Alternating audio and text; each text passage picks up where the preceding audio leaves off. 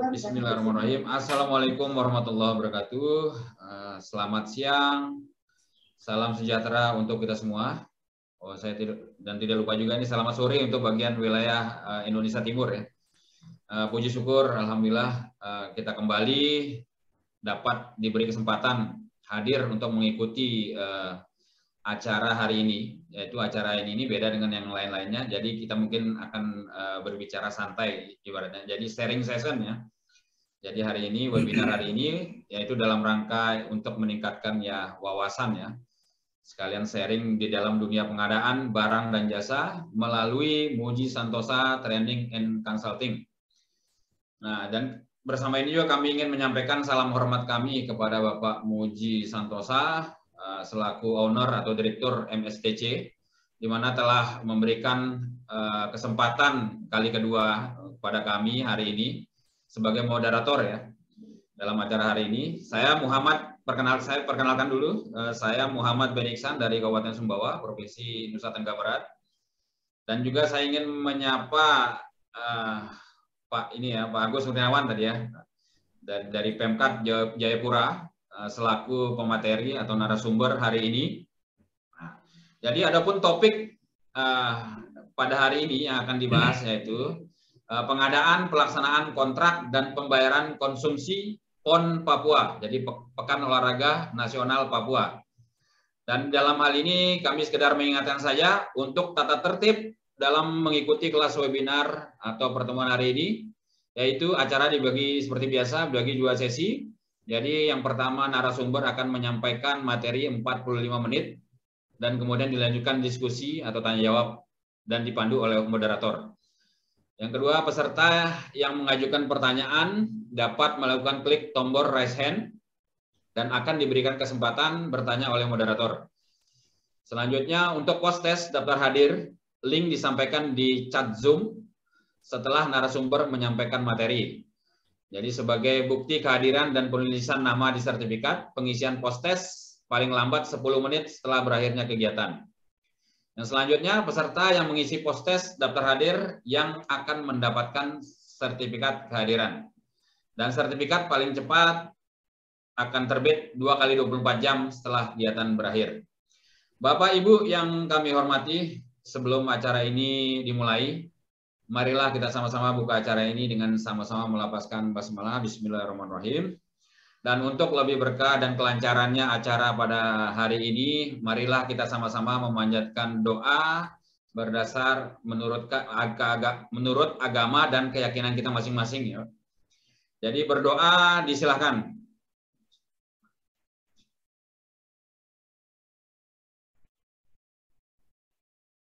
Selesai. Untuk selanjutnya mungkin kami serahkan waktu sepenuhnya kepada Bapak Agus ya untuk dapat menyampaikan materi hari ini. Disilakan Pak. Ya, terima kasih untuk moderator. Assalamualaikum warahmatullahi wabarakatuh. Waalaikumsalam warahmatullahi wabarakatuh. Salam sejahtera untuk kita semua. Om Swastiastu, Namo Buddhaya, salam pengadaan. Sebelum kita mulai ke acara ini, saya mau mengecek audio dulu. Apakah Bapak Ibu dapat mendengar suara saya? Bisa Bang, jelas. Oke, baik. Jelas Pak, jelas. Ya. Baik. Mohon nanti Pak Moderator Pak Beni dapat membantu saya apabila dalam pemaparan ada yang kurang jelas atau mungkin terlalu cepat. Serta mengingatkan ini terkait dengan waktu pemaparan materinya. Baik. Kemudian sebelum kita lanjutkan, pertama-tama secara pribadi menyampaikan salam hormat pada Pak Muji selaku owner dari MS Training and Consulting yang telah memberi kesempatan untuk sharing terkait dengan materi ini. Kemudian pada kesempatan yang saat ini juga saya ingin menyapa beberapa teman rekan-rekan yang sering muncul pada kegiatan MS Training dan Consulting ini, terutama Prof. Muklis ini. Juga ada Pak Vidi, ada Pak Suhendra dari Inspektorat Sulawesi Barat, Pak Rangga, dengan Pak Mustafa. Kemudian dari UKPBJ, Kabupaten Jayapura maupun dari kota, juga ada teman-teman yang dari Provinsi Papua ini, ada Pak Rahmat Ilham dari Dinas PUPR.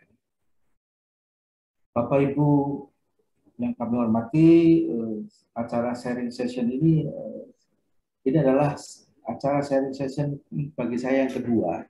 Pertama terkait dengan pengadaan kapal dalam mendukung transportasi PON 20 2021 sebagai alternatif penyelesaian permasalahan pada bidang transportasi. Kemudian yang sekarang itu sharing session pengadaan konsumsi untuk PON 20 2021. Bapak Ibu yang kami hormati, sekilas terkait dengan biodata, saya sehari-hari pada Dinas Perhubungan Kabupaten Jayapura, begitu ada beberapa yang pernah saya lalui, baik sebagai panitia, pejabat, pengadaan maupun pokja pemilihan waktu itu, yang juga pernah sebagai PPK pada Dinas Pertanian Kabupaten Kerong. Bapak Ibu yang kami hormati, untuk Provinsi Papua sendiri ada 29 kabupaten dan 1 kota. Kemudian ada masuk pada tim pengendali. Ya, sekilas terkait dengan biodata saya, silakan nanti Bapak Ibu baca. Kemudian terkait dengan materi ini, Bapak Ibu kami tanyakan sudah di-share ke WA Group kan? Sudah, sepertinya sudah, Pak. Oke, baik. Ya, Bapak Ibu sekalian, terkait ini materi adalah sharing session. Pada Pekan Olahraga Nasional PON 20 2021 itu secara spesifik kami ambil hanya pada klaster subklaster Kabupaten Jayapura, di mana pada pelaksanaan PON 2020 itu ada 4 subklaster. Pertama yaitu di subklaster Subpepon Kota Jayapura. Kemudian subklaster Subpepon Kabupaten Jayapura. Kemudian klaster Subpepon Kabupaten Mimika dan klaster Subpepon Kabupaten Merauke. Jadi Bapak Ibu terkait dengan kegiatan konsumsinya pun itu dilaksanakan pada 4 wilayah tersebut. Kemudian seperti kita ketahui bahwa ada beberapa cabang olahraga itu yang memang mengingat itu ada babak kualifikasi dan lain-lain, ada yang dilaksanakan sebenarnya mendahului, disebut kita sebagai pre-event. Jadi mau tidak mau konsumsi yang harus disediakan itu juga harus mengikuti kegiatan tersebut.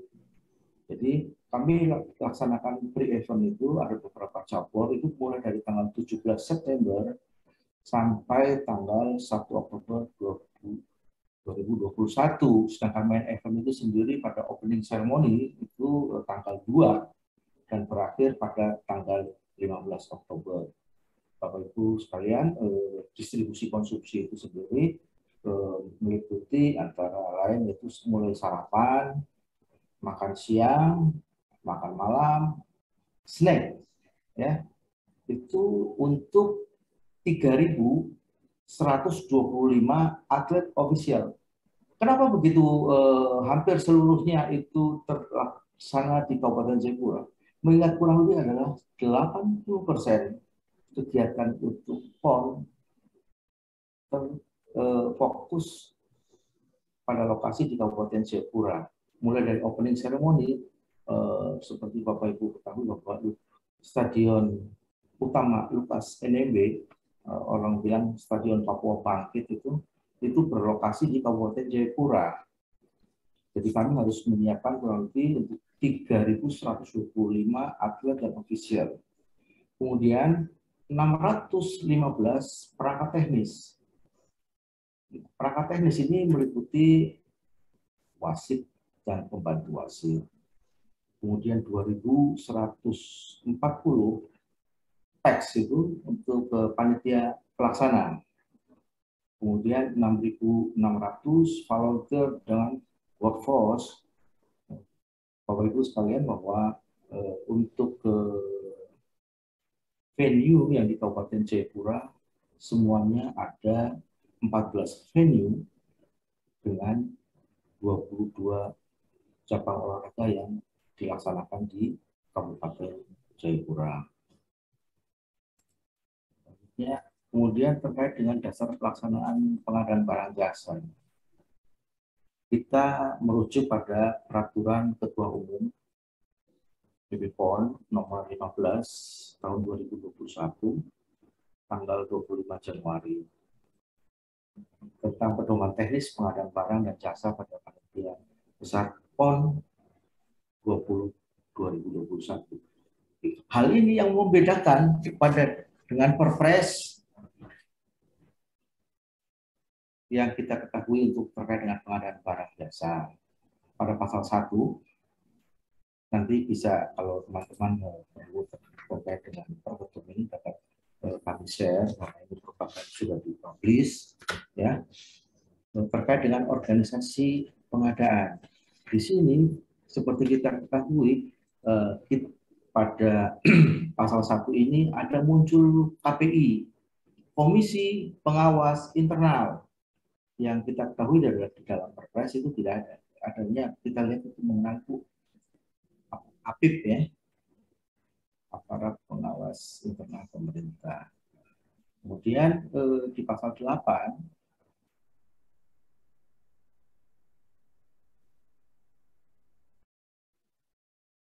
kita mengenal adalah kuasa pengguna anggaran. Jadi ada perbedaan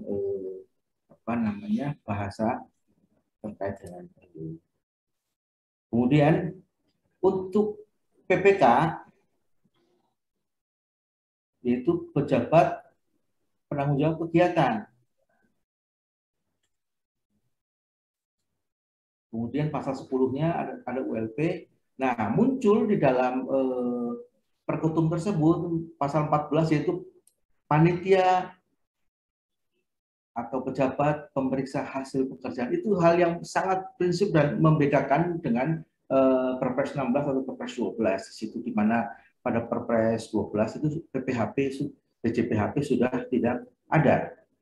Kemudian terkait dengan tambahan regulasi, yaitu keputusan Ketua Harian 188 itu adanya petunjuk teknis terkait dengan penunjukan langsung pada PON 2021. Kemudian kita bahas terkait dengan alur pelaksanaan PPJ pada PB PON itu. Pertama, Ketua Bidang atau Koordinator Bidang melakukan inventarisasi terhadap paket pengadaan barang jasa. Kemudian diusulkan, dilaporkan kepada kuasa pengelola anggaran guna mengusulkan penilaian terhadap diusulkan kembali kepada KPI dan tim teknis. Seperti kita ketahui semua, Bapak Ibu, bahwa di dalam pelaksanaan PON ini itu kami dari PB PON didampingi oleh LKPP, yaitu dari Direktorat Advokasi Pemerintah Daerah. Kemudian pada alur berikutnya, ya, dari KPA, kemudian sesudah dilakukan penilaian oleh KPI, kemudian dikembalikan kepada PPK untuk membuat, yaitu menyusun KAK, kajian atau peran teknis yang menyangkut nama paket, ruang lingkup, pekerjaan, jadwal tender, identifikasi, dan lain-lain. Seperti kita ketahui bahwa untuk pelaksanaan pengadaan barang jasa pada kegiatan PON 2021 itu dilaksanakan menggunakan proses tender maupun penunjukan langsung pada ULP PB-PON. Jadi ULP-nya terpisah daripada Pemda masing-masing, baik di kota, provinsi maupun di Kabupaten Jayapura, Kabupaten Mimika, Kabupaten Merauke terpisah. Kemudian berdasarkan hasil kajian sudah disusun KAK, spek teknis dan lain-lain, semua diusulkan dimasukkan ke ULP untuk diproses. Kemudian dari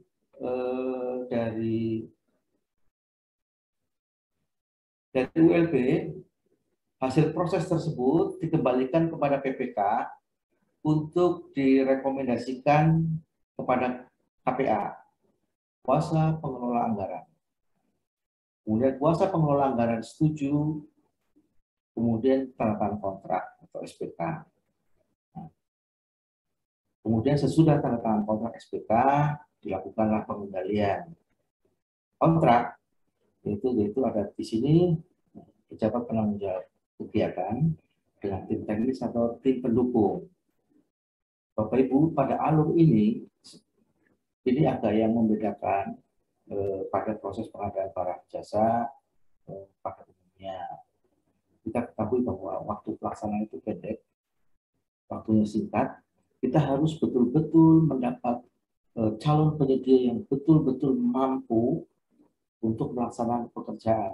Seperti kita ketahui bahwa untuk konsumsi adalah cermin bahwa andai kata konsumsi gagal, berarti proses ataupun pelaksanaan kegiatan berarti ada ternoda.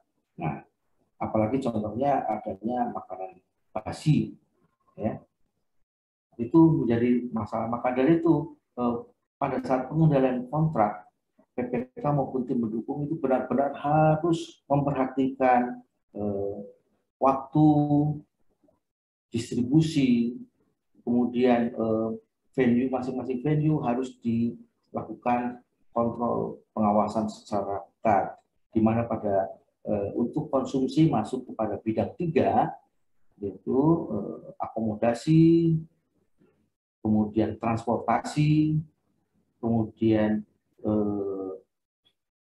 kesehatan masuk di bidang 3, di mana untuk konsumsi, untuk pengawasan terkait dengan kelayakan, itu ada tim teknis dari kesehatan yang akan melakukan pengawasan yang dilakukan secara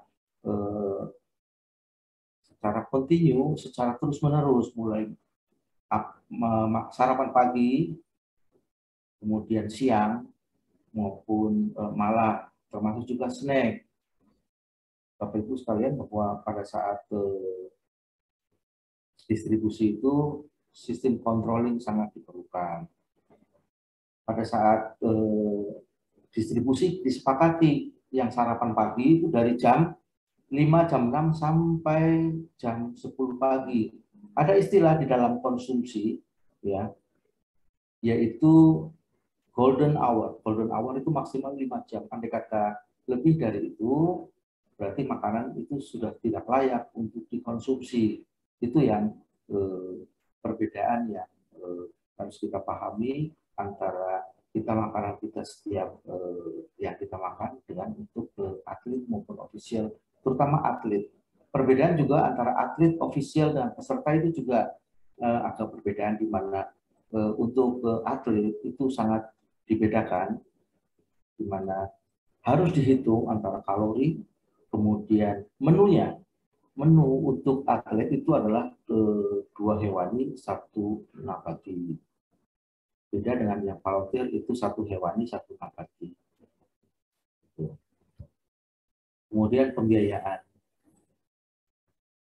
Pembiayaan untuk kegiatan konsumsi ini pada PON 2021 itu bersumber dari APBN tahun anggaran 2021. Kemudian tata cara pembayaran dilakukan sebanyak 3 kali, yaitu terkait dengan uang muka 20, kemudian tahapan seperti tahapan pada pembayaran pekerjaan seperti biasa pada kontrak-kontrak pemerintah. Nah, sekarang terkait dengan pendistribusian antara venue dengan cabur itu juga harus diperhitungkan. Jadi antara HSI, Health Safety Environment, itu sangat memperhitungkan antara jarak tempuh dengan kitchen, dapur, ya, untuk mensuplai dari para konsumsi itu. Kita bagi menjadi 4 zona. Zona 1, zona 2, zona 3. Kita berbicara pada subklaster Kabupaten Jayapura, dan itu Bapak Ibu terkait dengan konsumsi kurang lebihnya adalah sama. Hanya pelaksanaan pada subklaster Kabupaten Jayapura itu karena hampir semua cabur, yaitu kurang lebih 22 cabur itu terfokus di Kabupaten Jayapura.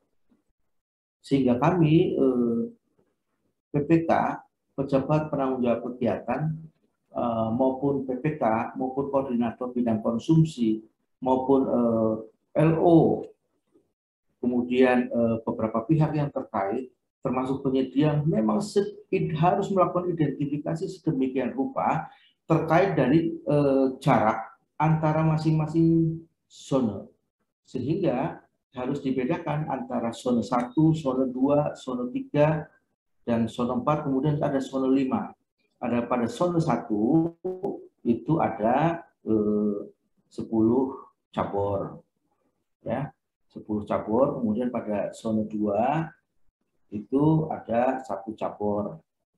Kemudian zona 3 ada 6 cabur. Kemudian zona 4 itu 1 cabur. Kemudian pada zona 5 itu ada 4 cabang olahraga.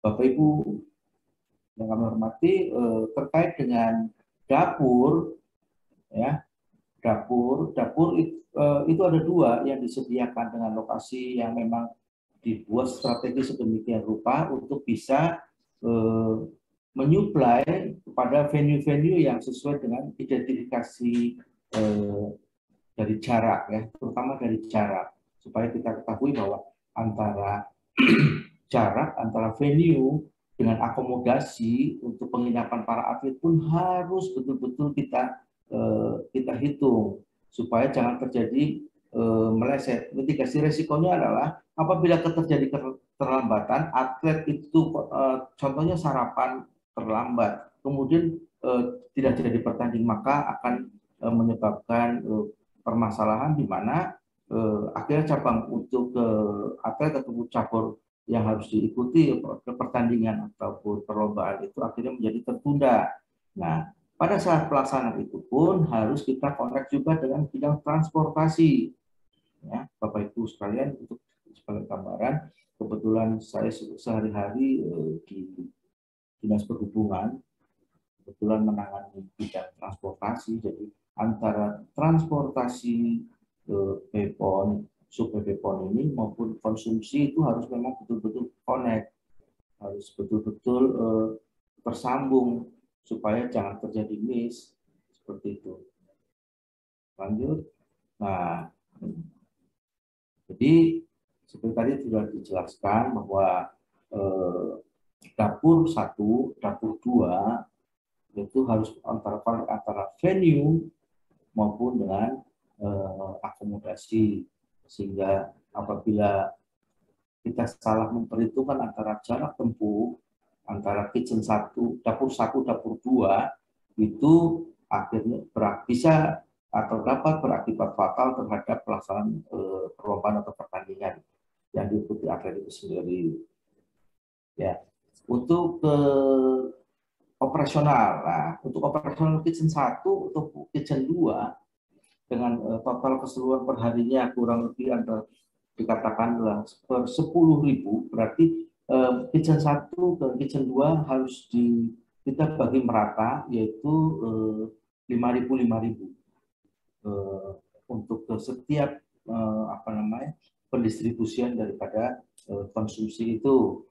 Nah, di dalam pendistribusian itu pun harus dihitung, harus ada memang betul-betul antara volunteer yang tahu betul untuk venue dengan posisi lokasi dari para atlet itu untuk akomodasinya, sehingga jangan terjadi miss atau keterlambatan ataupun kesalahan dalam pendistribusian. Ya, baik Bapak Ibu, kita lanjutkan. Nah ini untuk zona 1, yaitu zona 1 kita bilang itu Sule, Stadion Utama Lukas NMB. Jaraknya adalah dari kitchen 1,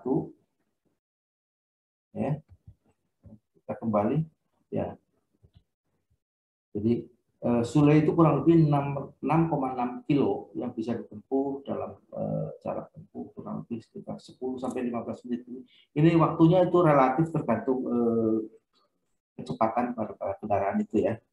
Jadi ini memang untuk kitchen 1, dapur 1 itu dibuat jaraknya yang terdekat dari Stadion Lukas NMB, Stadion Utama Papua Bangkit, Lukas NMB itu. Nah, kemudian jarak tempuhnya kurang lebih 10 sampai 15 menit lah. Kemudian ada beberapa cabur, yaitu kurang lebih 5 cabur cabang olahraga yang harus dipertandingkan di situ. Kemudian yang berikutnya ada beberapa cabang, yaitu di Papua Bangkit juga. Jadi antara di zona 1 itu, tadi saya kembali, bahwa untuk arena akuatik itu dengan yang kedua, zona 1 Istora Papua Bangkit, Stadion Utama Lukas NMB, kurang lebih di dalam satu kawasan, ya, di dalam satu kawasan kurang lebih 50 sampai 100 meter antara Stadion Istora Papua Bangkit untuk senam artistik, senam ritme, maupun senam aerobik. Apabila kita bandingkan dengan untuk arena akuatik itu untuk loncat indah, polo air, renang, senam kolam itu hanya berjalan di dalam lingkungan besar kawasan daripada Stadion Utama Lukas NMB itu. Yang berikutnya terkait dengan ini, yaitu lapangan menembak indoor. Ya, materi-materi selanjutnya kami sajikan sedemikian rupa, kurang lebih untuk memberikan gambaran pada Bapak Ibu terkait dengan jarak tempuh maupun cabang olahraga yang dipertandingkan atau diperlombakan di zona-zona itu. Pada yang intinya adalah di sini Bapak Ibu dapat dijelaskan bahwa mekanisme tata cara pengadaan, pelaksanaan, dan tata cara pembayaran pengadaan konsumsi itu pada subklaster Kabupaten Jayapura kami dapat jelaskan atau dapat kami memberikan gambaran kepada Bapak Ibu bahwa ini loh kurang lebih apa yang sudah dilaksanakan terkait dengan pengadaan konsumsi itu untuk atlet, official, perangkat teknis maupun volunteer itu kurang lebih seperti itu. Inti daripada kemudian inti daripada penyajian materi ini sebagai sharing session supaya ada gambaran untuk Bapak Ibu yang belum pernah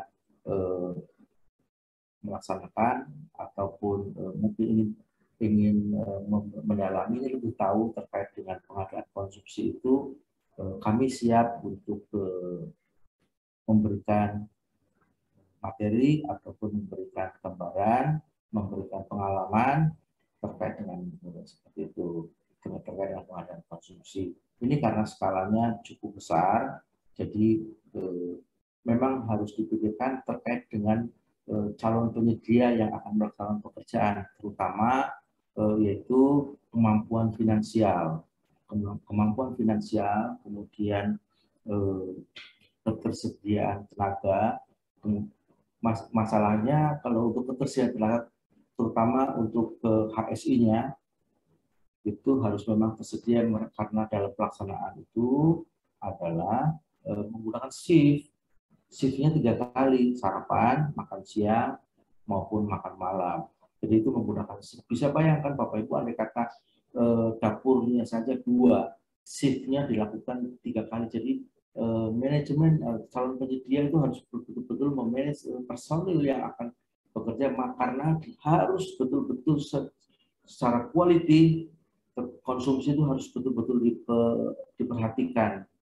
Andai kata quality, mutu, kesehatan, kemudian faktor kesehatan, untuk keselamatan atlet maupun itu tidak diperhatikan, maka bisa berimbas atau berakibat fatal, di mana kita sering mendengar bahwa ada muncul bahwa makanan basi. Nah, syukur pada saat pelaksanaan untuk subkluster Kabupaten Jayapura yang saya ingat betul itu adalah hanya 1 kali waktu itu ada laporan, tapi ternyata sesudah kami cek bersama dengan tim teknis dari kesehatan, itu sesudah kami lakukan cek itu adalah sudah melewati daripada golden hour 5 jam itu. Jadi sehingga kita tidak bisa akhirnya klaim bahwa itu adalah kesalahan daripada penyedia. Kemudian tindak lanjut daripada makanan yang rusak itu adalah kita musnahkan dengan berita acara. Bapak Ibu, setiap langkah itu kita harus terdokumentasi secara baik, di mana kita sering dalam arahan Pak Muji itu bahwa kita harus menerapkan 3L, legal pada aturannya, kemudian logis, kita harus menggunakan logika, kemudian lengkap itu ke dokumentasi secara baik. Bapak Ibu yang kami hormati, terkait dengan slide selanjutnya ini adalah kurang lebih jarak tempuh. Saya sajikan sedemikian rupa, nanti Bapak Ibu dapat bisa melihat, tapi kembali kepada slide yang terkait dengan alur ini, harus diketahui bahwa mohon maaf Pak Agus. Ya. Ini ada yang sedikit. Kira-kira kalau tulisan yang di tengah itu agak mengganggu, katanya ada teman-teman yang komen di chat ini. Itu agak mengganggu tulisan hitam itu. Ya. Atau memang ininya ya, komputernya ya. Bisa dihilangkan Pak? Apa? Nggak bisa Pak ya? Nggak bisa. Escape. Oh ya, atau versinya. Baik, kalau gitu nggak apa-apa lah Pak. Mungkin karena PowerPoint aja coba. Ya, PowerPoint-nya. PowerPoint-nya Pak. Oke ya, pakai PowerPoint. Jadi ya kita kembali pada slide yang 4 ya. Ini yang membedakan sebenarnya pada peraturan Perketum 15 dengan proses pengadaan barang jasa pada umumnya. Jadi saya dapat dikatakan bahwa asas hukum mengatakan bahwa ada namanya lex specialis de rete generale. Jadi kami menggunakan aturan yang khusus terkait dengan pengadaan barang jasa itu. Di dalam peraturan Perketum tersebut itu diuraikan secara lengkap, di mana pada proses itu hanya dilakukan di ULP BPOM. Kemudian dilaksanakan, diumumkan di websitenya BPOM. Kemudian juga dilakukan pengumuman pengumuman oleh BPOM itu sendiri. Ya. Ini yang sangat membedakan dengan pada proses pengadaan barang jasa secara umum. Kemudian ada juknisnya terkait dengan penunjukan langsung, sampai seperti kita ketahui bahwa di dalam Perpres 17 kan itu kita tahu untuk ke Papua sampai 1 miliar ya. Jadi itu ada regulasinya terkait dengan pengadaan barang jasa di BPOM juga seperti itu. Kemudian terkait dengan PPHP, panitia maupun pejabat pemberi hasil pekerjaan juga ini yang membedakan, di mana pada Perpres itu kan PPHP sudah dihilangkan ini, tapi masih muncul di dalam sub BPOM. Kalau andai kata dapat kita ketahui pemikiran daripada mungkin pertimbangan ini adalah terkait dengan pertimbangan bahwa rentang kendali terkait dengan pengawasan untuk di masing-masing subkluster PB-PON itu sendiri kan Kota Jayapura, Kabupaten Jayapura maupun Kabupaten Mimika, Kabupaten Merauke ada 4 subkluster. Yang berikutnya terkait dengan pelaksanaan PON itu sendiri, walaupun kita ketahui sudah berakhir, tetapi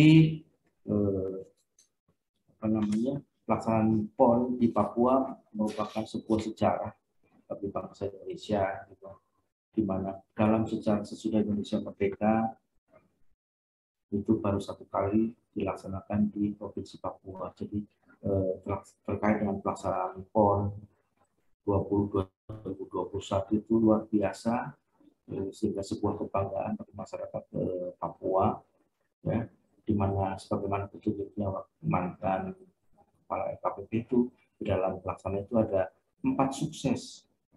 1 adalah sukses pelaksanaan. Kemudian yang berikutnya adalah sukses prestasi. Kemudian yang berikutnya juga adalah sukses ekonomi, di mana pada sukses ekonomi itu dengan adanya PON ini UKM-UKM, pengrajin-pengrajin lokal bisa menjajakan supaya untuk pengunjung maupun para peserta. Terkait dengan itu juga pada saat opening ceremony masing-masing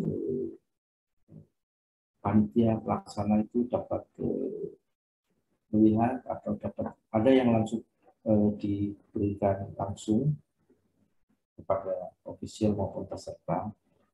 Kemudian sukses administrasi. Nah, ini yang keempat, sukses administrasi yang harus kita perhatikan baik-baik terkait dengan tata cara pembayaran.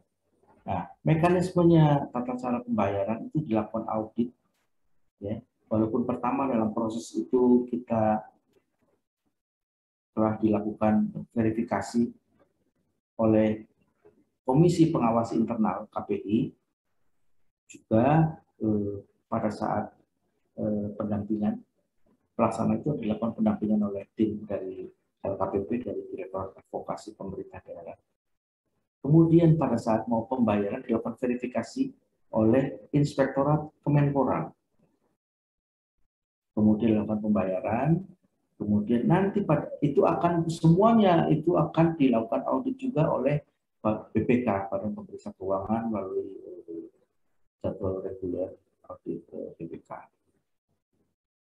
Hal lain yang mungkin dapat ditambahkan di sini bahwa jangan kita hanya melihat karena pelaksanaan sukses, kemudian prestasi sukses, ekonomi sukses, tapi administrasi. Justru ini administrasi ini yang harus kita perhatikan baik-baik, di mana supaya jangan ada nanti istilahnya di kemudian hari muncul kita ada temuan-temuan yang dapat diselesaikan. Nah, tapi terkait dengan temuan di dalam pelaksanaan tender ini, baik penunjukan langsung maupun tender itu adalah bahwa calon penyedia sebelum mau tanda tangan kontrak, penyedia yang akan tanda tangan kontrak itu harus tanda tangan namanya kurang lebih sama dengan sumber dana APBN, yaitu SPTJM, surat pernyataan tanggung jawab mutlak, di mana suatu saat di audit itu akan harus dikembalikan dan penyedia itu harus bertanggung jawab terhadap hasil audit itu sendiri. Apabila terjadi hasil audit itu ada harus terjadi pengembalian uang negara. Jadi kurang lebihnya sama terkait dengan materi pengadaan konsumsi ini, kurang lebih sama. Jadi Bapak Ibu hanya membedakan spesifik pada pelaksanaan kegiatan itu, di mana satu itu kok menggunakan ada yang penunjukan langsung ya, nah, seperti itu. Kok masih ada panitia maupun pemeriksa hasil pekerjaan ya, nah seperti itu. kok bahasanya narasinya berbeda antara kuasa pengelola anggaran dan kuasa pengguna anggaran. Pada dasarnya kurang lebih tanggung jawabnya sama, hanya kemudian PPK yaitu pejabat penanggung jawab kegiatan. Nah, kalau kita ketahui bahwa adalah pejabat pembuat komitmen. Mungkin itu, kemudian terkait dengan slide yang selanjutnya ini hanya kami menceritakan tentang jarak tempuh antara zona 1 maupun zona 2, dan itu kami sengaja saya kasih gambaran sedemikian rupa supaya Bapak Ibu nanti bisa dapat membaca sendiri terkait dengan jarak tempuh maupun kemudian Ya, sekedar mengingatkan cabur-cabur Pak apa. Agus. Ya, Pak. Maaf Pak Agus, sekedar mengingatkan waktu tinggal 4 menit lagi Pak. Oke, baik. Ya, silakan Pak, dilanjut Pak. Materinya kurang lebih seperti itu, dan ini terkait dengan pack mills-nya, kemudian ini distribusinya kurang lebih alurnya seperti ini, ya. Kemudian nanti dapat Bapak Ibu dapat melihat langsung pada slide kita atau yang sudah dibagi. Kemudian ini kurang lebih jarak tempuh lah yang sama dengan itu. Inilah gambaran umumnya seperti ini antara dapur umum 1, dapur umum 2. Yang berikutnya sama kurang lebih saya kasih gambaran-gambaran umum jarak tempuh. Kemudian processingnya berarti kemudian sama, ya. Jadi betul-betul kami lakukan betul-betul pengendalian pada saat pelaksanaan, intinya seperti itu. Kemudian ini terkait struktur organisasi kepada penyedia yang betul-betul kami harus kita kendalikan, mulai dari terutama kami stresi pada HSI, Health Safety and Environment-nya. Mungkin itu saja dapat materi yang dapat disampaikan pada sharing session ini. Waktu selanjutnya kami kembalikan ke moderator. Terima kasih. Wassalamualaikum warahmatullahi wabarakatuh. Salam pengadaan. Waalaikumsalam warahmatullahi wabarakatuh. Ya, terima kasih banyak kepada Bapak Agus Kurniawan, ya.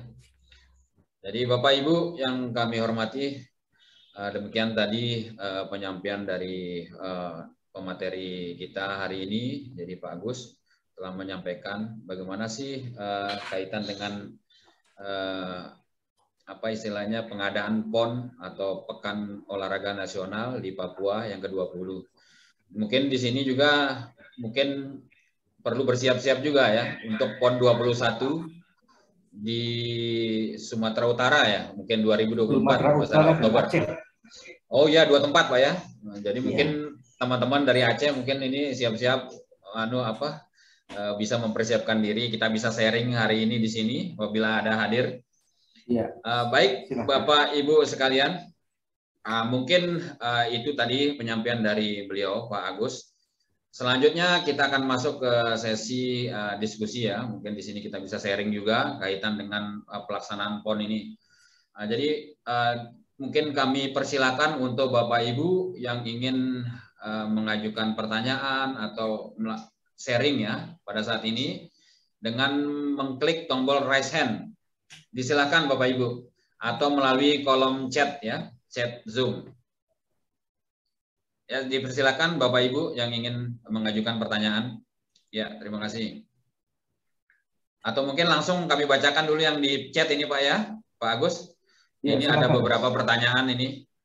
Jadi ini ada dari Pak Aprizul, Insinyur Aprizul. Ya. Ini apakah pertanyaannya beliau ini, apakah ada seleksi calon penyedia melalui proses tender atau penunjukan langsung? Nah, ini bagaimana kira-kira Pak Agus? Mohon ditanggapi. Ya, kembali kepada regulasi di mana di dalam tertentu, walaupun kita dalam proses itu adalah tertentu mengatakan bahwa itu adalah penunjukan langsung, tetapi kita lalui dengan pra kualifikasi di mana kita menggunakan mini kompetisi. Mini kompetisi waktu itu yang mendaftar, kami lakukan pengumuman terbuka waktu itu. dan itu yang mendaftar kalau tidak salah 5. Ya. Kemudian sesudah itu mereka memaparkan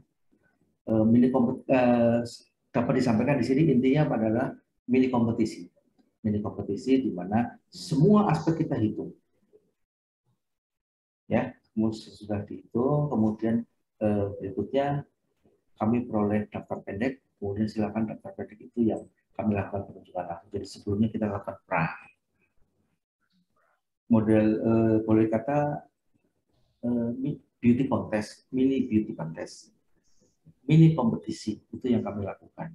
Dan itu jangan kita lihat, wah ini penyedia dari sisi semuanya ini mampu loh, tapi personilnya pada saat pelaksanaan itu amburadul, itu yang membahayakan Bapak Ibu, terutama dari Pak siapa, Pak Afrizul ya. Ya, Pak Afrizul. Kemudian jangan sampai berhenti di situ saja Pak, tapi faktor pengendalian pelaksanaan itu yang terutama itu sangat fatal dan sangat utama bagi kita. Kita tahu bahwa penyediaannya mampu, sisi kemampuan finansial terutama, kemudian personilnya oke, kemudian pada saat pendistribusian ternyata amburadul. Itu yang jadi menyebabkan harus kita perhitungkan semuanya. Ya, silakan lanjut, mungkin itu jawaban sementara, nanti ada yang mengulas. Oke. Kalau Pak Muji atau Pak Mukli silakan. Ya. Baik. Mungkin di sini saya tambahkan sedikit. Mungkin di sini yang paling besar mungkin pekerjaan atau pengadaan yang mayor sepertinya di jasa hotel ya Pak ya, akomodasi ya. Ya, jadi jasa penginapan hotel gitu, jasa hotel ya. Justru karena saya lihat kan sekitar 3.125 atlet itu belum termasuk ofisial dan tamu lainnya mungkin. Ya, antara hotel dengan konsumsi kurang lebih yang sama, cukup besar. Tetapi bagi kami lebih stressing di konsumsi. Kalau akomodasi itu bisa boleh dikata tidak begitu parah. Tapi andai kata konsumsi, umpamanya terjadi keterlambatan, basi dan lain-lain, itu malunya sebuah daerah itu kuncinya dari situ dulu, Pak. Betul. Itu cerminan kami, Pak. Ya. Baik, Pak. Jadi masuk dalam ibaratnya ini pengadaan yang dikecualikan lah, karena perhotelan include di situ ya, termasuk akomodasi konsumsi ya. Baik Pak Agus Kurniawan, terima kasih. Selanjutnya mungkin ada teman-teman yang sekiranya ingin mengajukan pertanyaan. Mohon klik tombol raise hand. Di kolom chat ini ada lanjut. Sudah di Pak Patmo ya? Pak Afrizul, ini Pak Sony juga Pak. Ini ada Pak Sony ingin bertanya nih, izin bertanya, bila ditemukan konsumsi yang basi atau rusak, bagaimana proses pembayarannya Pak? Nah, untuk penyedia yang menyediakan konsumsi basi tersebut, terima kasih. Oke, baik. Silakan Pak. Terima kasih ya Pak Sony. Terkait dengan basi, kita tidak bisa melakukan justifikasi, oh ini you yang salah, kita telusuri dulu. Dan terjadi waktu itu di subklaster Kabupaten Jayapura, satu kali kejadian itu sampai heboh di media. Dan sesudah kami telusuri, kami tarik yang itu, kita masukkan untuk tim teknis dari Dinas Kesehatan. Kemudian kita lakukan pemeriksaan ulang. Ternyata bukan kesalahan oleh penyedia, tapi kesalahan distribusi dari venue itu sendiri. Karena ada pengepulnya di situ, Pak. Jadi itu hanya satu kali, hanya kurang lebih satu box itu. Nah itu pun jadi akhirnya menjadi masalah. Itu yang harus kita perhatikan terkait dengan konsumsi itu. Tapi secara umum itu tidak masalah. Terkait dengan pertanyaan tadi dikatakan bahwa bagaimana terkait dengan pembayaran. Nah, terkait dengan pembayaran dapat kita jelaskan bahwa kalau dikatakan betul kesalahan berarti kita potong, berarti nggak dibayar dong. Tetapi efek punishment-nya loh oleh masyarakat bahwa oh ternyata penyedia itu nggak qualified loh. Nah itu kan efek jauh lebih buruk daripada apa yang hanya pemotongan untuk berapa peks yang harus tidak dibayar kan. Mungkin itu. Oh gitu Pak. Ada lanjutan silakan. Ya. Saya senang sekali dikasih kesempatan untuk sharing session ini jadi ada apabila untuk Bapak Ibu dari Sumatera Utara maupun Aceh yang ingin membutuhkan terkait dengan transportasi, akomodasi, kemudian konsumsi, silahkan ada nomor kontak saya. Saya kebetulan sebagai tim pendukung dan pengendali transportasi juga. Kebetulan saya sendiri di Dinas Perhubungan yang untuk transportasi. Transportasi ada 2 sumber dana, yaitu APBN dengan APBD dana hibah. Itu terjadi beda. Kalau konsumsi murni APBN. Sharing cost, Pak, ya. Silakan. Jadi apabila teman-teman dari daerah lain ingin membutuhkan seperti itu, termasuk kajian teknisnya sebelum nanti menghadapi KPI, KPA ke KPI dan PPK, itu kami punya materi cukup. Kemudian pada perketum itu belum saya mungkin ada saya sengaja belum sampaikan tadi. Dan saya pikir supaya timbul pertanyaan, tapi sengaja saya pancing-pancing kok nggak ada pertanyaan. Terkait dengan Perpres yang nilainya, kalau di Perpres itu pasal 9 itu terkait dengan nilai paket pengadaan yang sampai 100 di atas 100 M kan harus oleh PA-KPA ya. Tentang untuk nah, di Perketum ada juga. Di Perketum yang nilainya lebih dari 60 miliar itu PPK yang untuk menetapkan pemenang dan seperti itu. Sengaja saya pancing itu, tapi rupanya belum ada yang itu, jadi akhirnya kami terkait dengan peraturan Ketua Umum PB-PON, kalau apabila ada yang membutuhkan nanti saya share. Pak. Oke, ya. Silakan Bapak Ibu yang ingin bertanya terkait dengan materi ini, silakan. Nah, mungkin langsung kita ke chat lagi nih, ada yang mau tanya nih Pak. Jadi ini Pak Nosin ya. Jadi ini terkait dengan peraturan Ketum nomor 15 tentang barang jasa untuk kegiatan PON. Apakah dasarnya dikeluarkan peraturan tersebut? Apakah ada perubahan Perpres yang mengamanatkan terkait dengan pekerjaan tersebut? Oke. Lanjut saja. Pak Nosin, selamat sore. Kebetulan Pak Nosin ini juga teman. Iya. Kalau bisa langsung di-unmute kalau hadir Pak Nosin. Pak Nosin. Siapa? Silakan ya, Pak Nosin. Pak Nosin, selamat sore. Selamat sore Pak Agus. Selamat sore Pak. Ini suhu saya Pak Agus. Lagi ya. Pak Nosin, terima kasih ya. Pertanyaan bagus sekali. Jadi terkait dengan regulasi ini karena sifatnya khusus, tentunya tetap mengacu pada Perpres. Namun demikian kita tahu bahwa asas hukum mengatakan lex spesialis derogat lagi generalis. Jadi semua keterkaitan dengan pengadaan itu kami menggunakan regulasi itu dari Perpres. Namun demikian kami tetap mengacu pada Perketum, di mana yang khusus untuk pengadaan pada PB-PON kami gunakan Perketum. Mungkin itu saja jawaban sementara Pak Nosin. Oke. Baik. Ya, terima kasih, sudah jelas Pak Nosin ya. Siapa ya? Mungkin ada Bapak Ibu sekalian yang ingin mengajukan pertanyaan atau sharing-sharing, disilahkan. Nah, ini baru muncul nih Ibu Rustiati BPBJ Jabar. Nah, beliau ini aktif nih setiap pada webinar nih. Disilahkan Ibu, mangga Ibu. Di-unmute Ibu. Silakan di-unmute. Ibu, belum di-unmute, Bu. Ya, nah, baik. Sudah, Pak, ya. Terima kasih, sudah. Pak Denny, Pak Agus, Bapak dan Ibu. Kesempatannya untuk bertanya. Sebenarnya ingin tahu juga nih, Pak Agus, ya. Ada 2 pertanyaan nih, Pak.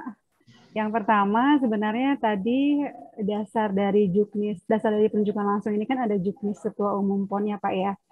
Cuman yang mendasari ini apa ini, Pak? Sehingga dilakukan penunjukan langsung. Jadi pertimbangannya apa? Apakah memang penyediaannya terbatas hanya 1 atau bagaimana? Karena kan memang PON ini sering ya Pak ya dilakukan di beberapa provinsi.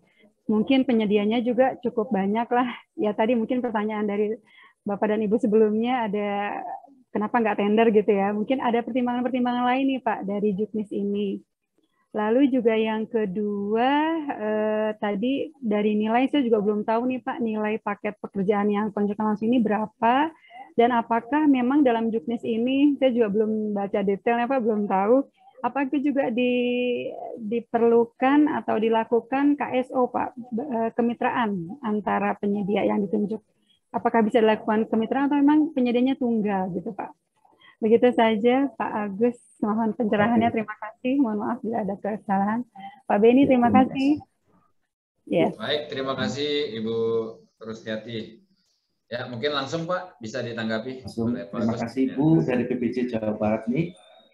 Ya, terkait dengan mekanisme penunjukan langsung, memang seperti itu Bu. Kita tahu, tetapi di dalam bukan sekonyong-konyong langsung kita tunjuk langsung seperti itu. Jadi sebelumnya kita gunakan dengan model mini kompetisi. Mini kompetisi. Model pernah Ibu kalau kita ketahui beauty contest ya. Beauty contest. Jadi kita betul-betul menyampaikan pemberitahuan bahwa kandidat ini silakan mengajukan pemberitahuan atau ke PP PON. Nah, akhirnya diperoleh seperti mereka supaya memaparkan terkait dengan ketersediaan tenaga, kemudian mereka mengajukan proposal teknis, kemudian mekanisme pelaksanaan nanti seperti apa, seperti itu. Jadi didahului sebenarnya bukan sekonyong-konyong langsung kami tunjuk Bu, tidak. Wah, itu riskan sekali kalau ada kata langsung, tapi perlu dengan namanya kita di dalam dunia pengadaan namanya mini kompetisi. Nah, dalam pelaksanaan mini kompetisi itu ada proses pendampingan dari LKPP, kebetulan dari awal sampai akhir. Kami juga bersyukur, kebetulan saat ini juga Pak Direktur Advokasi Pemerintah Daerah LKPP bersama dengan pengelola kebijakan itu ada di Kabupaten Jayapura di Provinsi Papua. Kami sudah sampaikan ternyata memang betul apa yang itu dilakukan dengan model mini kompetisi, sehingga tidak sekonyong-konyong langsung diperoleh calon penyedia. Nah, itu yang pertanyaan pertama. Terus yang kedua, terkait dengan apakah bisa KSO subkon untuk dengan penyedia lokal. Nah, pertanyaan bagus sekali Bu, ini sebenarnya saya pancing-pancing memang akan muncul seperti ini. Kenapa penyedia lokal nggak mampu nggak? Nah, ya toh Bu, nah, baik. Saya uraikan satu-satu. Pada saat terjadinya sudah tanda tangan kontrak untuk konsumsi, di situ ada ternyata dapur itu belum siap. Jadi terjadi perbedaan hari. Padahal pra-event itu sudah mau dilaksanakan. Sehingga disinilah terjadi kekosongan. Ya. Kami gunakan kesepakatan antara main ya, dengan koordinator bidang maupun itu kemudian dilaporkan ke KPA, PPK, penyedia maupun itu harus koordinator bidang harus menyampaikan hal ini. Pak, ini kami sudah kontrak konsumsi pre-event itu harus akan dilaksanakan beberapa hari, tapi ternyata dapur belum siap.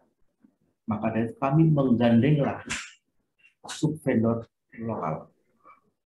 Tapi ingat, penanggung jawab tetap oleh main dan diawasi oleh tenaga dari main.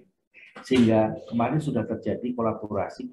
Sebenarnya seperti itu dan tanda tangan diketahui terkait dengan pelaksanaan juga diketahui oleh PPK, pejabat penanggung jawab kegiatan, juga koordinator daripada Sub-PB-PON, Subklaster Kabupaten Jayapura. Jadi semuanya kami lakukan secara legal. Seperti tadi dikatakan bahwa bukan karena penyedia lokal tidak mampu. Mungkin saya kasih gambaran saja Bu, andai kata kami menggandeng itu kalau tidak salah sekitar 5 atau 6 sub. Karena andai kata umpamanya ternyata satu sub itu hanya mampu katakanlah mungkin 500 packs. Seperti itu ya Bu. Kan nggak mampu Bu, satu hari 10.000 Bu.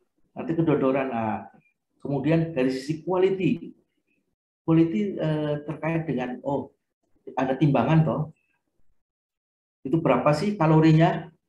Berapa sih jumlah karbohidratnya? Untuk atlet terutama itu harus ketat sekali kami. Jadi saya bisa bayangkan jadi untuk pengendalian kontrak konsumsi untuk atlet dan ofisial itu sangat betul-betul harus betul-betul ketat supaya menghindari satu keracunan makanan basi gitu. Mungkin sementara Ibu itu yang dapat kami sampaikan, kurang lebih seperti itu. Terima kasih. Ya. Bagaimana Ibu Rusdiati? Kalau nggak salah tadi nilai paketnya Pak bisa nilai paketnya bayangannya boleh. Nilai paketnya belum terjawab ya. Iya iya. Apakah saya mau sampaikan di sini Bu atau nanti Japri? Oke, saya sampaikan. Kurang lebih ya saya sampaikan Ibu untuk subklaster Kabupaten Jayapura 109 miliar. Oke. Itu. Ya. Satu hal Ada boleh lagi, Bu? Pak Denny ya menanggapi Boleh. Pak. Silakan Bu. Ini untuk vendor ya Pak ya, untuk subkontrak pekerjaan ini, apakah memang sudah direncanakan dari awal? Jadi pada saat penyedia ini ditunjuk memang sudah membawa vendornya gitu ya Pak ya, atau memang itu di perjalanan Pak ada perubahan? Misalkan awalnya nggak ada vendor, tapi di perjalanan ternyata tadi Bapak sampaikan, oh ternyata kita butuh beberapa vendor. Nah ini seperti apa nih perencanaannya? Apakah memang di awal sudah ditunjuk atau memang di jalan ternyata kita baru ngeh bahwa ini butuh gitu Pak? Maaf. Pertama adalah berdasarkan hasil identifikasi kebutuhan untuk atlet untuk menyuplai konsumsi untuk suplai konsumsi untuk atlet ofisial dan lain-lain itu ternyata waktu itu dapurnya belum siap. Itu adalah kondisi di luar kendali para pihak itu pertama. Oke. Terus kedua, pada saat hal itu tersebut terjadi itu mau tidak mau ini mereka kan butuh konsumsi Bu. Mau tidak mau kan harus kami laporkan, PPK harus lapor ke KPA Bu, ke koordinator untuk konsumsi. Bagaimana solusinya? Ya boleh, mau tidak mau, tapi harus tetap dikendalikan oleh main. Dan mutunya harus tercapai, quality itu benar harus tercapai terkait dengan spesifikasi teknis. Kalau spesifikasi teknis untuk konsumsi bukan spesifikasi teknis, tapi kandungan kalori gizi ya Bu.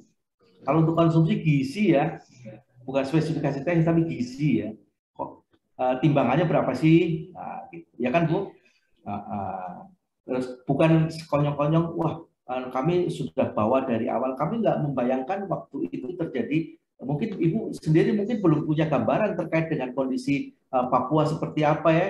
Ini saya kasih gambaran dulu ya Bu. Ternyata atlet-atlet dan ofisial yang datang dari luar daerah Papua ada yang membawa kompor, beras. Dikira kami seperti masih hutan Bu.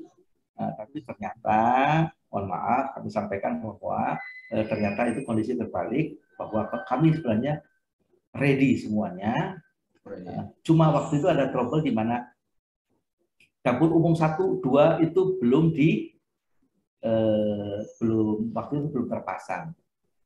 Seperti itu menunggu karena semua bahan materialnya itu kan dari Jawa. Sedangkan untuk yang pelaksana kan ada 3 kontrak Bu, dapur, equipment dengan pelaksana konsumsinya.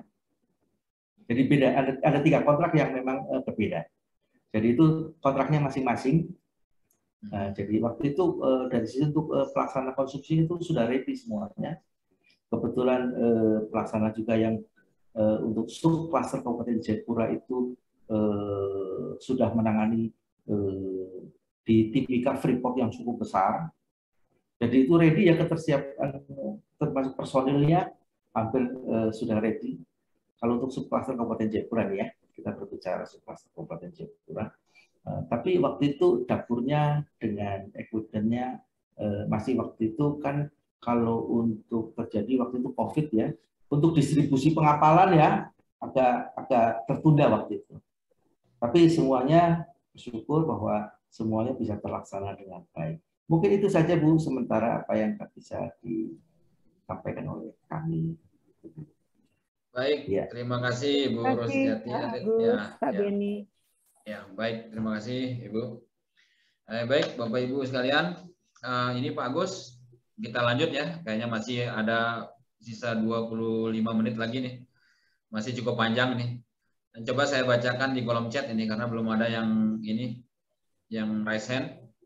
Ini ada Pak Doni Otae. Nah, ini terkait izin bertanya Pak, dalam membuat rancangan kontrak terkait konsumsi dalam skala besar, terutama di SSKK-nya, apa saja yang menjadi hal untuk ditekankan agar kontrak berhasil seperti di PON Papua. Ya, terima kasih.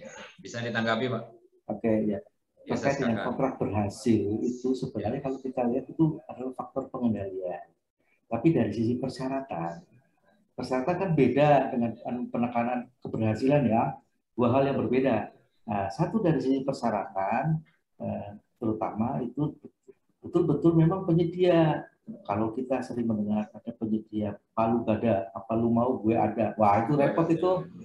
Jadi memang betul-betul yang menangani itu konsumsi gitu, KPKI-nya semuanya, ya. Kemudian pada saat dia pemaparan untuk waktu saat dia akan ditunjuk sebagai pelaksana, dia tidak sekonyong-konyong kami langsung kami tanda tangan kontrak, tidak. Suruh dia memaparkan bagaimana supply chain management, rantai pasok terhadap bahan-bahan baku gimana. Itu kami nilai. Tidak sekonyong-konyong, wah ini sudah menang, SKN-nya saja yang gitu, nggak bisa. Ada beberapa aspek, maka dari itu Bapak Ibu mengingat konsumsi itu sebagai cerminan kita dalam pelaksanaan. Kegagalan konsumsi juga merupakan cermin bahwa malunya itu. Nah, maka dari itu Bapak Ibu yang ingin belajar atau ini silakan nanti saya dapat sampaikan terkait dengan materi terkait dengan kajian teknisnya, bagaimana rule-nya terkait dengan distribusi pengiriman bahan bakunya. Yang jelas bahan bakunya itu bukan hanya dari Papua saja, tetapi harus dari luar. Contoh yang sangat spesifik. Contohnya ketersediaan bahan baku. Contohnya kalau itu sayurnya kan harus variatif. Ya. Itu sayur itu harus variatif. Tapi kalau kita lihat, contohnya ketersediaan sayur yang contohnya di Papua, ada terong, kol, nah itu. Nah mau tidak mau kita harus alternatif dari luar. Sehingga tata caranya itu harus kita nilai pengiriman berapa, untuk kebutuhannya berapa. Kami sudah hitung bersama-sama dengan manajemen dari pelaksana, jadi kami nggak gegabah waktu itu. Kemudian lebih inti lagi, lebih fokus kami adalah pada saat barang sudah datang, distribusi dan kontrol dan pengendaliannya itu yang mungkin jauh, karena pengendalian untuk kontrak konsumsi itu bukan nanti 1 minggu seperti kontrak konstruksi, tidak. Kami hitung adalah per time. Jadi sarapan pagi kita kontrol, snack kita kontrol, siang kita kontrol, makan malam kita kontrol. Jadi bisa bayangkan waktu itu walaupun karena waktunya pendek ya, jadi betul-betul kami betul-betul stressing supaya memperoleh output yang sesuai dengan harapan. Itu saja. Terima kasih. Baik Pak Agus. Lanjutkan silakan. Ya, ini kebetulan sudah nggak ada yang nanya nih. Kalau gitu saya yang cuma nanya nih Pak. Ini Ya, memang boleh. menarik sekali. Ini ada di slide Bapak itu memang ada banyak sekali diperlukan tenaga volunteer itu Pak. Jadi kalau setahu saya tenaga volunteer ini adalah tenaga sukarela. Apakah diberikan upah atau gaji itu Pak tenaga volunteer itu Pak? 6.600 orang gitu. Oke, saya langsung jawab aja ya. Satu hari 300.000 sekian hari Pak pelaksanaan. Iya. Jadi, tenaga sukarelanya. Terus metode ininya Pak, metode untuk pembayarannya itu dia pakai sistem kontrak atau masuk jasa lainnya atau di SK-kan atau gimana Pak? Oh iya. Bisa. Jadi terkait dengan itu di SK-kan itu ada namanya bidang SDM, bidang 2, sumber daya manusia. Dan nanti sesudah dari bidang sumber daya manusia untuk kebutuhan konsumsi berapa sih distribusikan. Jadi kami rekrutnya terkait perencanaan atau identifikasi kebutuhan itu memang sudah cukup jauh. Sudah cukup jauh di jauh hari sebelumnya. Terkait bisa bayangkan ribuan orang, berapa harus kami ngumpulkan, berarti kami fokus contohnya, sudah kalau memang seperti itu SDM delegasikan untuk ke transportasi kami butuh berapa, ya kamu silakan kamu rekrut, tapi penanggung jawab tetap dari bidang untuk SDM. Seperti itu. Jadi ada pembagian tugas yang merata sebagian tugas supaya tidak overlap. Jadi jangan sampai nanti ternyata data satu orang masuk pada dua kegiatan. Nah, itu kan enggak. Akhirnya terjadi penumpukan biaya di situ. Baik, baik, Pak. Ya, mantap sekali, Pak. Luar biasa ini. Jadi ini saya harapkan juga teman-teman yang dari Sumatera Utara sebenarnya ini dan Aceh ini. Karena ternyata persiapan ini udah jauh hari ya Pak ya. Mungkin 2 tahun sebelumnya sudah dipersiapkan Pak ya. Persiapan untuk 2 tahun sebelumnya untuk konsumsi tidak. Tapi untuk pelaksanaan seperti transportasi justru malah jauh hari sebelumnya. Karena terkait dengan rekayasa lalu lintas. Ya. Kemudian ketersediaan armada, identifikasi ketersediaan armada berapa untuk bisa menampung atlet. Nah itu. Tapi kalau untuk konsumsi identifikasi dulu.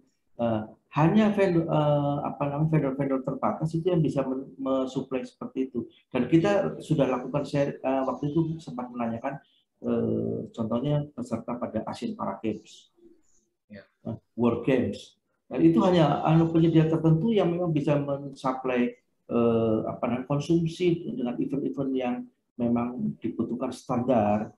Nah, standar quality tertentu seperti itu. Kemudian yang harus diperhitungkan juga adalah rantai pasoknya, jangan lupa. Kalau Anda kata penyedia baru itu sasaran rantai pasoknya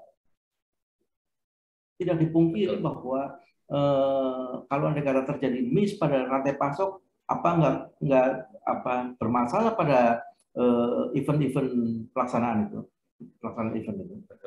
Nah, itu yang maksudnya seperti itu. Jadi bukan karena kami sudah ada calonnya atau ini, tidak. Kami secara terbuka sampaikan seperti itu. Andai kata dia mampu seperti itu. Termasuk kalau kita lihat bahwa pembukaan PON itu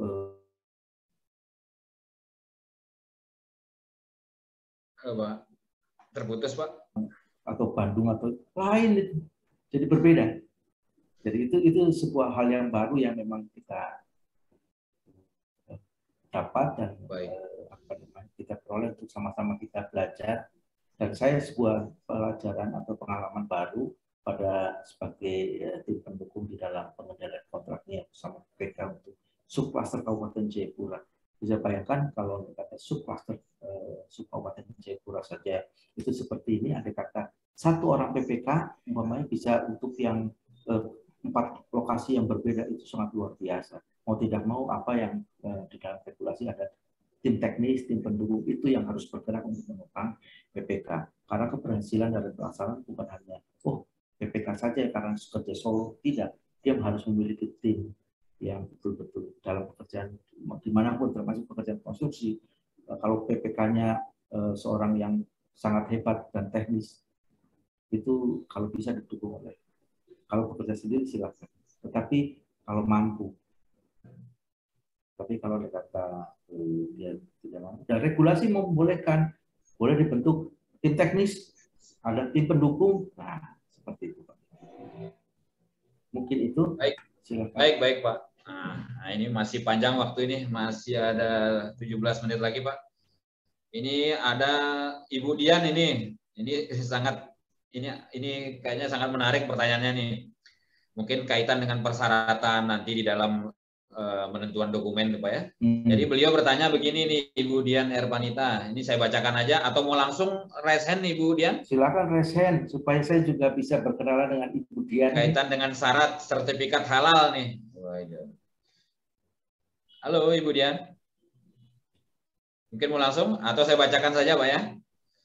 Jadi apakah persyaratan seperti sertifikat halal, laik, sehat atau izin higienitas sanitasi menjadi prasyarat bagi peserta yang akan ikut dalam pengadaan konsumsi ini?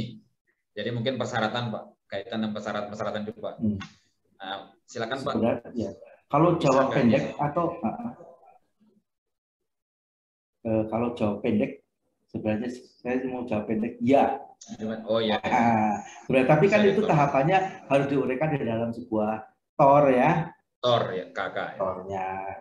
Kalau andai kata kita menjawab di dalam seperti kegiatan seperti ini, ya, ya dan tidak, ya. Tapi kan bukan hanya bikin ya dan tidak, tetapi harus diperhitungkan bahwa apakah itu dan persyaratan itu mengunci outputnya apa sih yang harus kita peroleh daripada penerapan persyaratan seperti itu. Betul. Kemudian apakah andai kata persyaratan itu mati secara otomatis gugur, ya kan? Ya. Ya. Karena untuk sertifikat ISO dan lain-lain itu ada batas waktunya. Dan kami sudah pahami itu, pelajari waktu seperti itu. Jadi kalau terkait dengan nanti Pak itu kami cukup lengkap kemarin. Dan kami sebenarnya sudah share ke Pak Muji. Nanti silakan Bapak Ibu yang butuhkan silakan di. Baik. Pak. Terima kasih Pak Agus. Sebagai model lah. Baik, ya. Baik, begitu Ibu Diana. Saya rasa tadi sudah dijelaskan juga oleh beliau di awal tadi bahwa persyaratan ini kaitan dengan ini karena cukup ketat ya. Jadi standarisasi untuk konsumsi saja itu sampai angka kebutuhan gizi dan kalorinya dihitung gitu. Saking ketatnya, apalagi dengan yang ini. Jadi bisa dan sangat bisa untuk dimasukkan persyaratan untuk sertifikat halal atau laik atau sehat atau apa istilahnya izin higienitas ya. Oke, baik. Terima kasih. Untuk selanjutnya ini mungkin the last question ini tinggal sedikit waktu kita sisa 9 menit. Kita kasih kesempatan untuk Ibu Fatmawati Pemkab Pangkep. Disilakan Bu. Ya, makasih Pak Beni.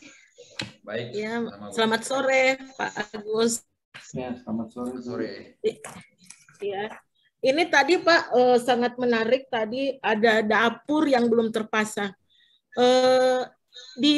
Saya kira pada saat pelaksanaan PON ini perencanaannya pasti sudah matang. Terus kenapa bisa ada dapur yang belum terpasang? Siapakah yang menyedia dapur ini? Apakah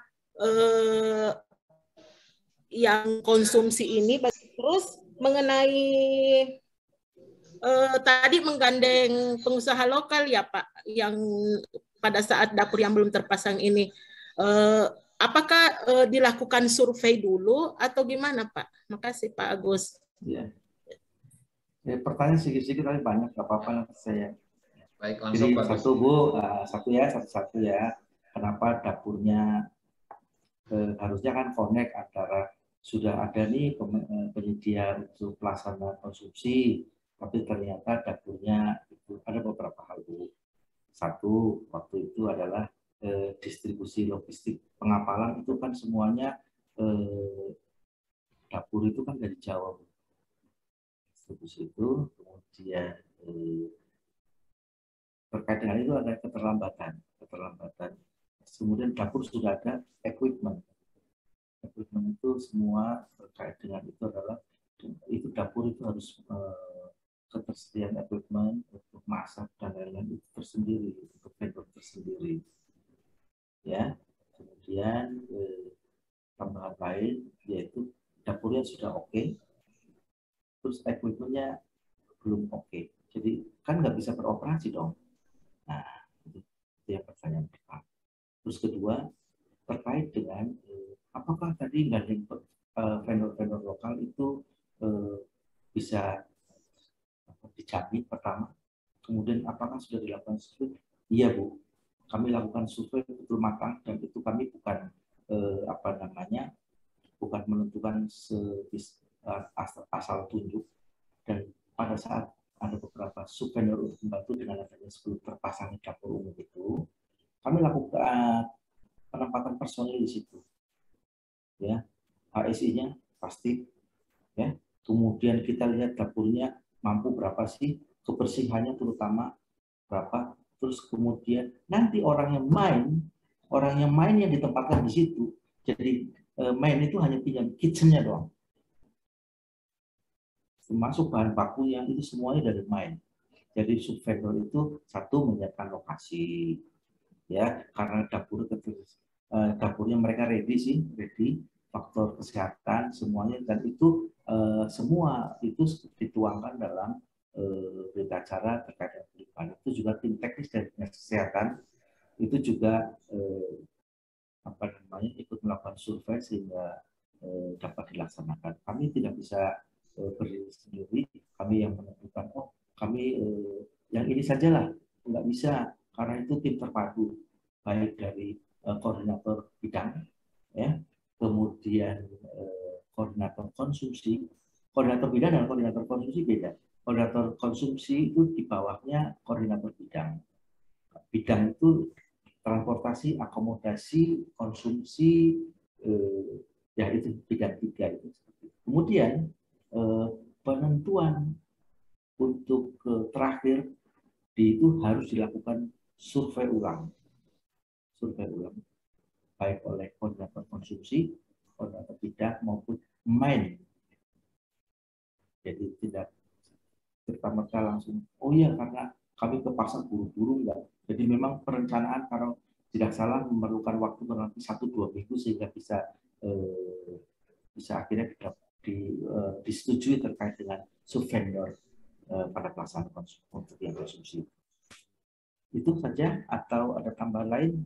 Tadi saya lihat ada dari Polda Riau. Ya betul. Polda Riau minta ini Pak, sharing untuk paparannya, materi sama nomornya Bapak. Sudah, saya di materi saya lengkap itu terkait dengan nomor kontak juga ada. Ya. Oh di materi ya. Di biodata di materi ya. sudah ada. Ya. Ya. Dari Biro Logistik.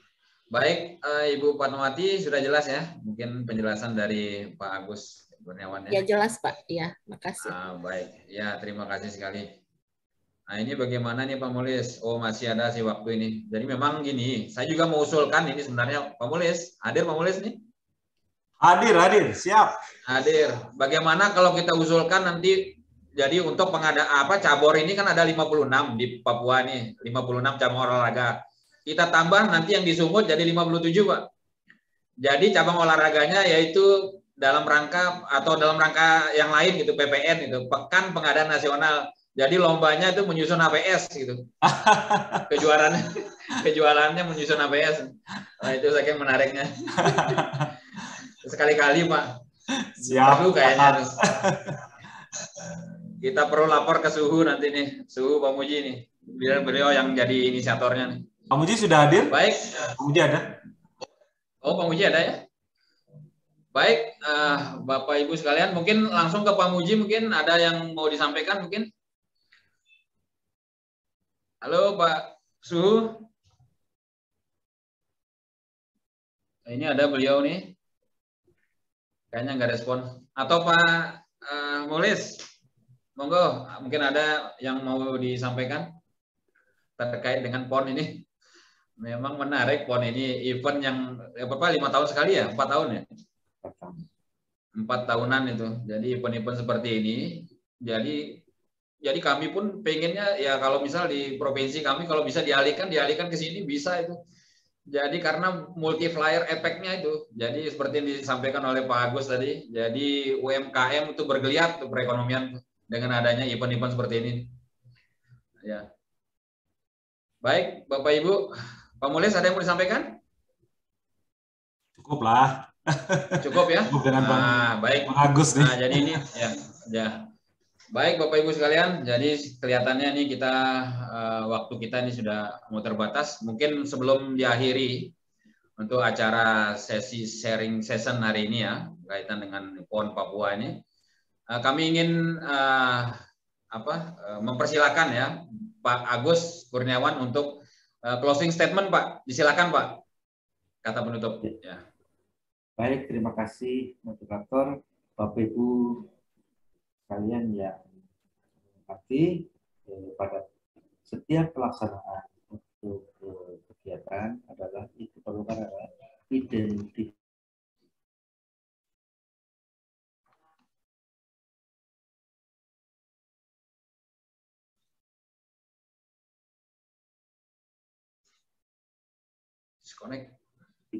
kebutuhan secara baik ataupun output yang diperoleh itu akan maksimal. Masing-masing kegiatan berbeda tata cara pengendaliannya. Gunakan pola pendekatan yang lebih efektif, simple, sehingga semuanya dapat berjalan dengan baik, kemudian hasil yang diperoleh outputnya juga maksimal. Mungkin itu saja. Terima kasih. Selamat sore. Selamat sore. Ya, terima kasih Pak Agus Kurniawan. Ya, Bapak Ibu sekalian peserta webinar hari ini. Jadi demikian materi yang telah disampaikan oleh Bapak Agus Kurniawan ya dalam hal ini.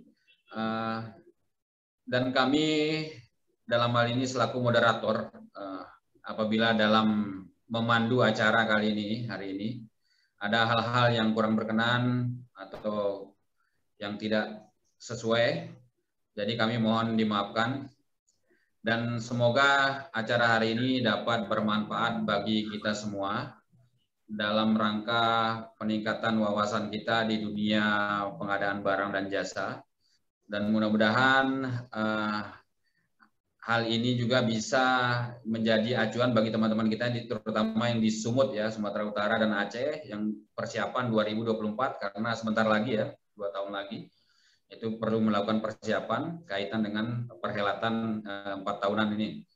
Bapak Ibu yang kami hormati, mungkin sekian yang dapat kami sampaikan, dan sekali lagi kami mohon maaf dan kami berterima kasih kepada Bapak Agus Kurniawan ya selaku narasumber hari ini, Pak Muji Santosa dan Pak Moli Sisnaini serta Bapak Ibu sekalian peserta webinar pada hari ini.